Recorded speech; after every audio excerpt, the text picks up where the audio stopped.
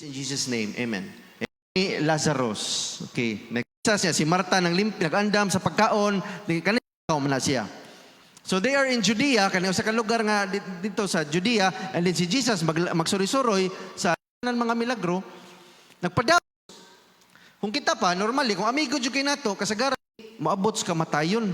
And if you know the story, of course, namatay si Lazarus. But ningon si Jesus, and then we'll get to that later. Pero ningon si Jesus, dili ni mo abot sa kamatayon. Pero gamito ni para mahimaya ang akong amahan.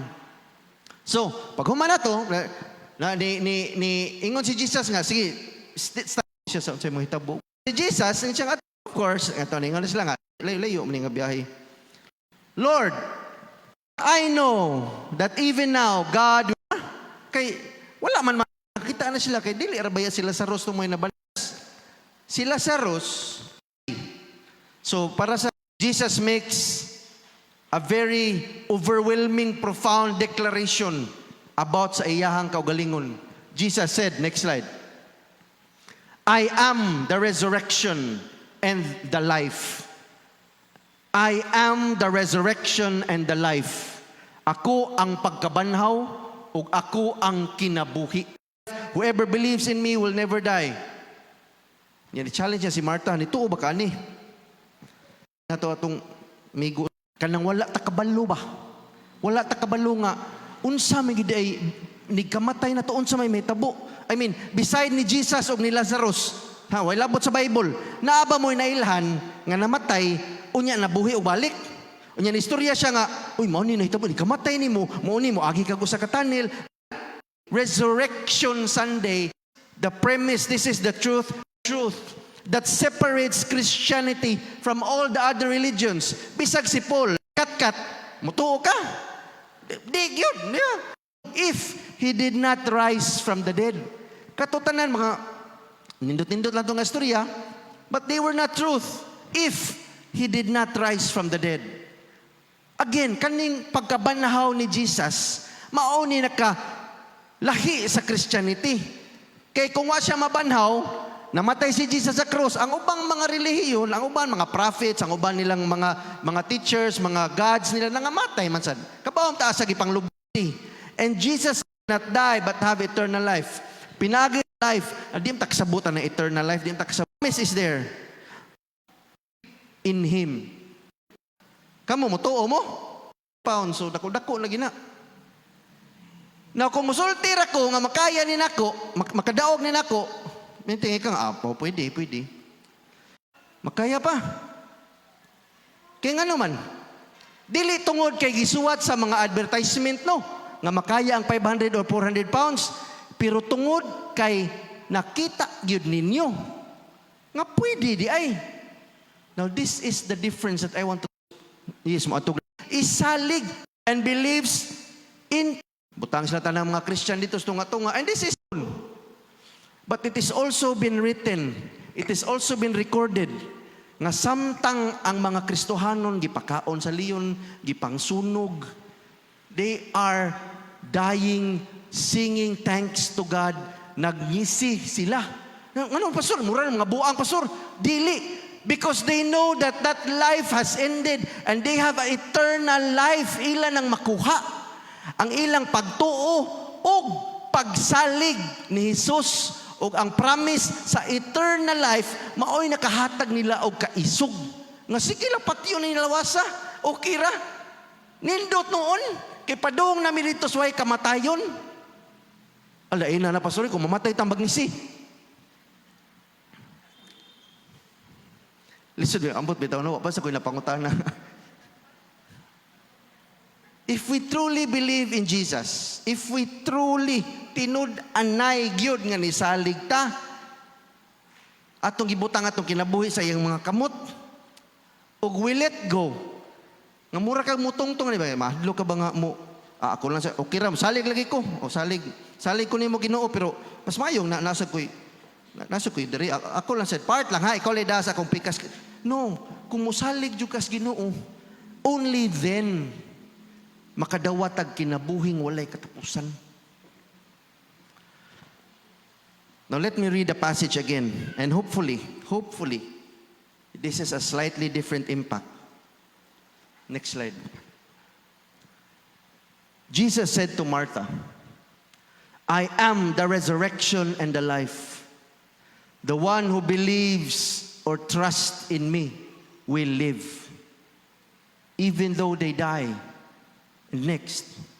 And whoever lives by believing or trusting or committing or putting their whole life entrusted to me, they will never die. Do you believe this? And so the question for us today, it's the same question nga gisulti ni Jesus ni Martha. Next slide. Do you believe this? Mutuo ba mo katong gisulti ni Jesus? Dili ah? Do we believe that Jesus is the resurrection? Nga dili lang nga makabuhat siya banhaw sa patay. Tinuod na pastor kinanas Bible. Pero mutuo ba gyud ta? Nga siya gid mo naghatag og kinabuhi. Do we believe not just here, pero atong kinabuhi ba? Ginoo, ako ginisalig nimo kay kabaw ko ni kahuman ni kinabuhi I will spend eternity with you. Musalig ba gihapon ta niya bisan og ang ato ang palibot murag nasugod na kahugno ba? Musugod na kahugno. Now this chair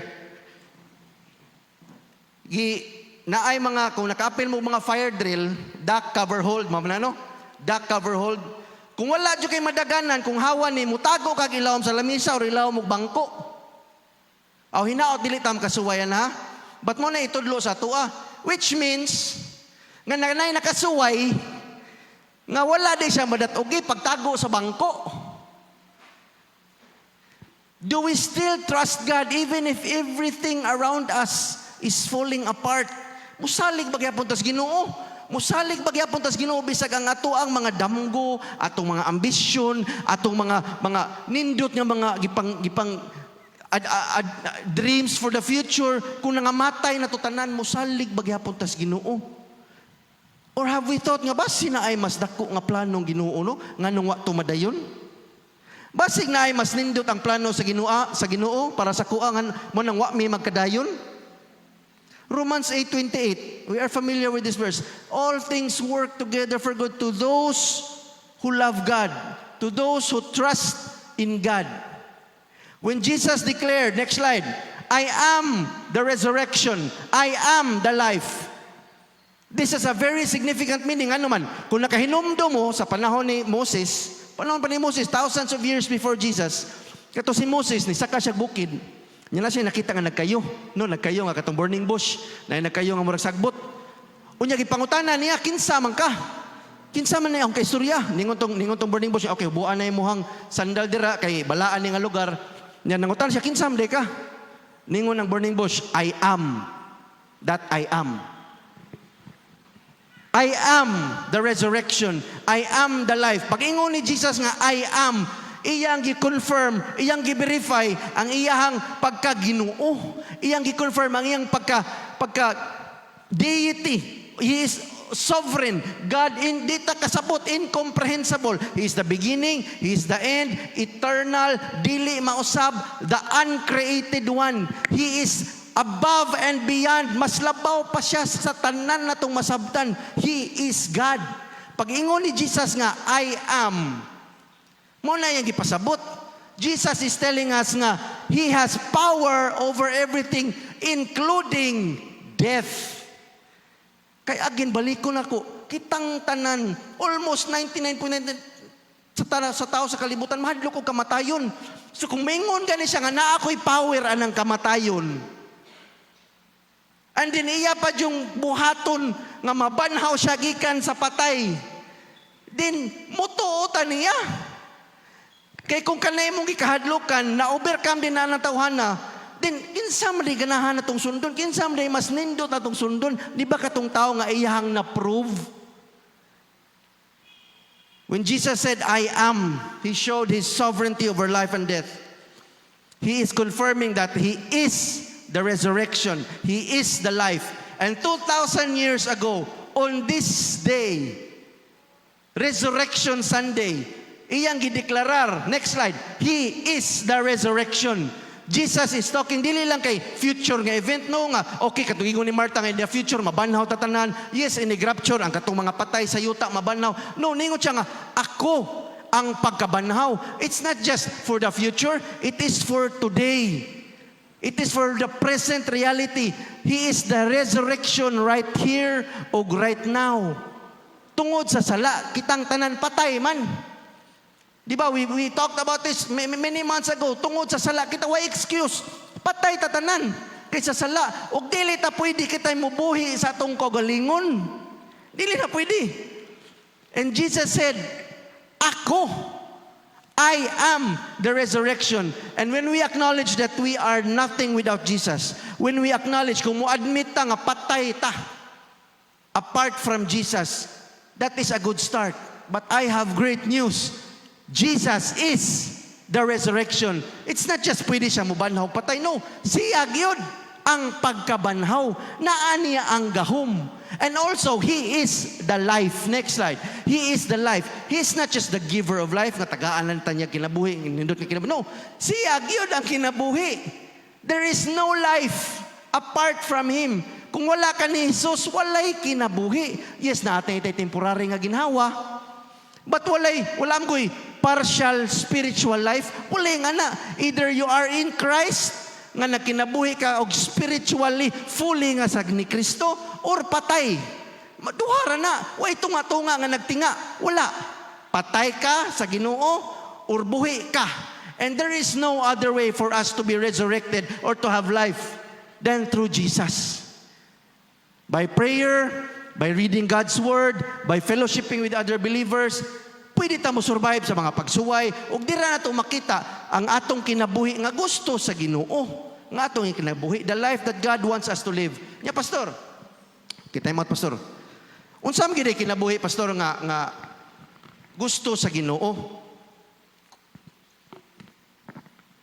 Unsa man gid ni kinabuhi pastor? Nga sabot nimo nga the life that God wants us to live kay I am the life good. Kay mo ni kinahanglan ta mag-careful. Kinahanglan ta mag-careful kay we have to be discerning, we have to be aware. Kay sometimes, and this includes me, magunahuna magud ta. Sometimes magunahuna ta, especially kung follower na ta ni Jesus. Magunahuna ta usahay nga ang atong gusto mao po'y gusto sa Ginoo para sa atong kinabuhi. Usay magunahuna ta nga okay, ako naman ning giampuan, ako naman ning gipastingan, so ako gini makuha kay mao man akong gusto, which means nga mao pa ni gusto sa Ginoo sa akong kinabuhi. We have to be very careful because if something that you want, kung dunay o sa kabutang nga gusto kayo nimo pero makapalayo ni sa imuha gikan sa Ginoo. Or if there is someone nga maogi imong sige gukod pero nakita ako na sa Ginoo nahibawan niya kaniko ako ning hatag siyang kinabuhi mugamay iyang pagtuo sa Ginoo malayo ni siya nako. Then I'm sure nga kung makuha na nimong butanga or makuha na nimong kinsay imong gipangita, mapalayo kas Ginoo, then I'm sure nga dili na mao'y gusto sa Ginoo. Because whoever believes, whoever trusts, whoever puts their faith in God will have eternal life. Only then kung mabutang ta sa atong kinabuhi sa Ginoo. If daghan mo kwarta ron niya, makasalig yapon mo sa Ginoo sa inyong ugma. Makasalig yapon mo sa Ginoo nga, bisan pag mawala ni tanan, mosalig yapon ko sa Ginoo. Like Job.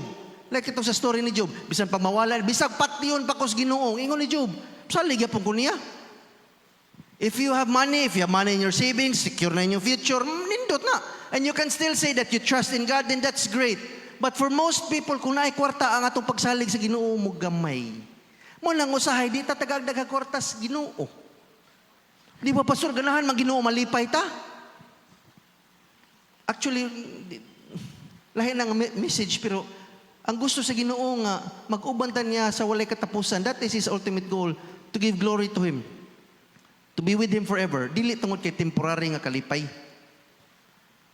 If you are in good health, nindot imong mental health karon, nindot imong physical, nindot imong spiritual, then give glory to God. Pasalamat sa Ginoo. But if you are struggling, kung na kay sakit nga wa maayo, kung naa kay depression karon, kung spiritually down ka, sa lisod isalig og Ginoo. O sa lisod isalig. Nga naman, may nga matang wagay ko maayo ani akong sakit o nga sige na kog ampo. Wag ini matangtang akong depression, kani akong mental anxiety, wag ini matangtang, sige na ko paampon to pastor, sige na ko paampon, wag ini mowa. Lisod gani ayon samtang buhi pa ko unsa na ni kamatay. Lisod isali na pastor. But when Jesus came out from his own tomb, paghawa ni Jesus gikan sa iyang kagalingon ba nga lubnganan, di lang to kay nagpakita siya nga milagro. Kabaw ko mubuhatan ni milagro ha? No. It's not just to show that everyone nga ako gamahan na wala. Dito pakitang tao kang Jesus. No. It was to shout to the whole world nga, I have the power over death. Iyang gisulti sa tibok kalibutan nga, na makahatag ko ninyo kinabuhi nga walay katapusan o available ni kung mutuo ka o musalig na ko. Mao tay gibuhat ni Jesus. So how do we know? Unsa mo to pagkabaw, Pastor B?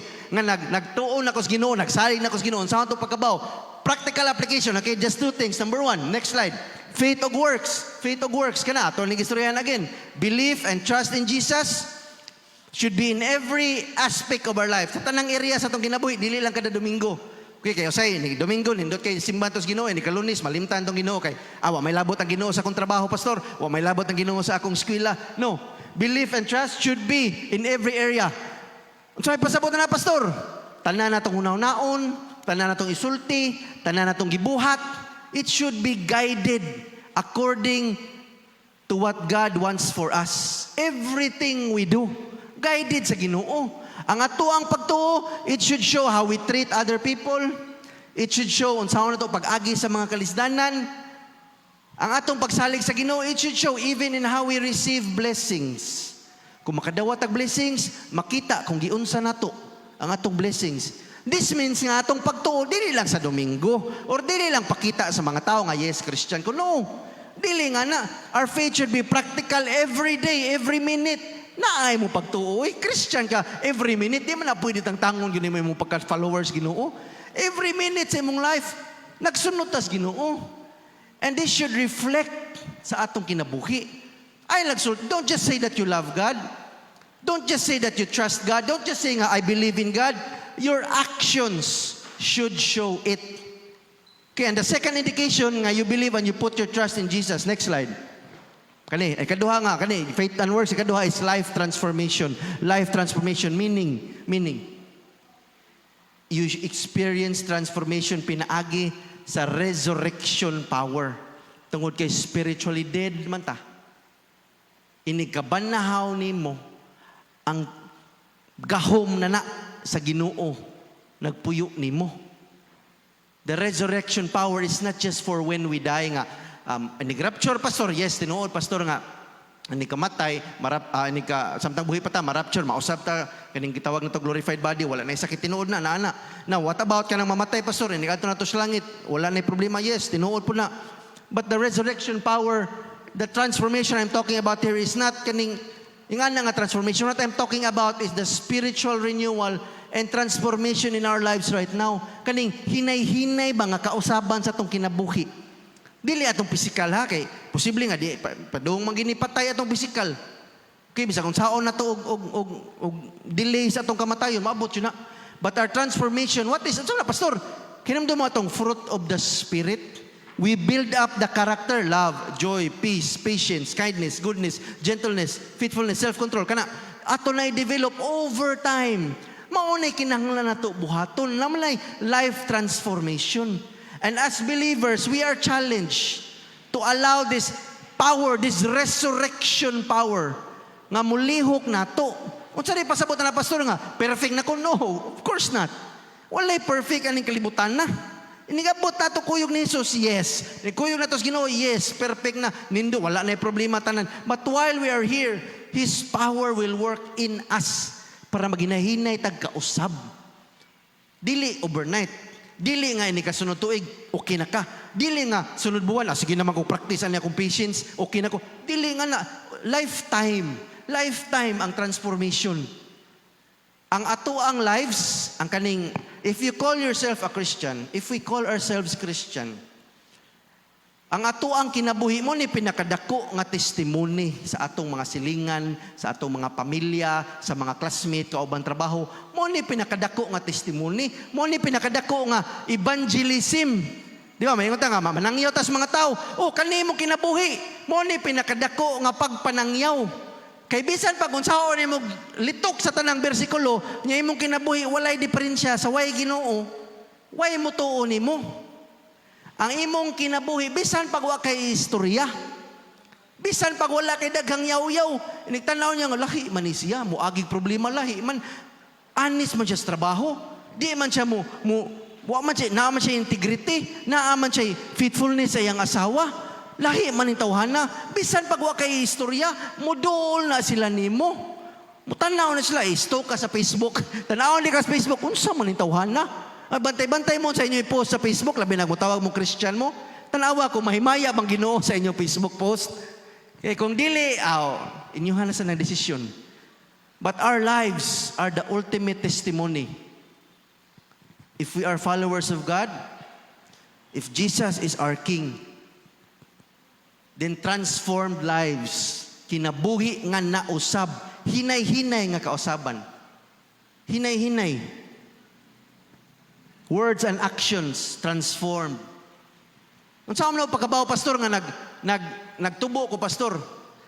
Tungod kay ang ubang mga amigo nimo ay imong pamilya nga wa kay ni Jesus, imong kauban sa trabaho, imong kauban sa eskwelahan, kana sila, you are slowly leading them to Jesus. Kung sayo na lang kay ipangimbitar, kuyog ta na adto ta sa simbahan, kuyog ta adto ta na fellowship dito. Kung kuyog na kay dadayon nimo, naanas na nakita nimo. Kay musugot man sila kuyog mi ani kay gusto mi unsay naa niya. Gusto mi moadto kay basig makakuha mi ana didto. Usa na katimailhan because you are leading them, inviting them to have a relationship with Jesus through your life. Next slide. Jesus is alive. Jesus is alive. If there's a time sa inyong kinabuhi nga murag wa nay paglaom, and there will come a time sa inyong kinabuhi nga murag pinakaubos sa gyud nimo, there is hope because Jesus is alive. And when Jesus said nga pwede ta mo spend og forever kuyog niya, makatuo ta ngano man because Jesus is alive. Ningon si Jesus nga He loves you, He will provide for you, He will take care of you. Makatuo ta na, makasalig ta nga iya ng buhaton, nga iya tang atimanon, ngano man, because nabanhaw siya gikan sa mga patay. Ningon siya nga, I will raise myself from the dead. And then, iyang nabuhat, His resurrection, maoto'y pamatuod, nga He is able to do everything nga iyang gisulti. Kung ningon siya nga, atimanon ta niya, pwede na niya mabuhat. Kay nabanhaw mo ginayayang ko galingon, gikan sa patay. Napildi niya ang pinakadako nga butang nga lisod kay pildihon ang kamatayon. How much more atimanon ta sa Ginoo? And if Jesus came back from the dead, and tanan niyang gisulti, tinuod, then that means we can have eternity with God if we believe. Kung mutuo ta og mosalig sa Ginoo, naatay kinabuhi nga walay katapusan. And that means, and this is how I will end, di ta ngay mabalaka. Di ta ngay mabalaka sa atong future. Kaya timanon tas Ginoo, we are in the hands of the great I am. A God nga labawng gamahanan ug labawng mahigugmaon sa tanan. Napildi niya ang kamatayon, naluwas ta pinaagi sa iyang dugo, ug doon na tay saad sa kinabuhing walay katapusan pinaagi sa iyang pagkabanhaw. We are free. We are free because Jesus is alive. Say it with me, come on. Jesus is alive. One more time. Jesus is alive. Hallelujah. Let's all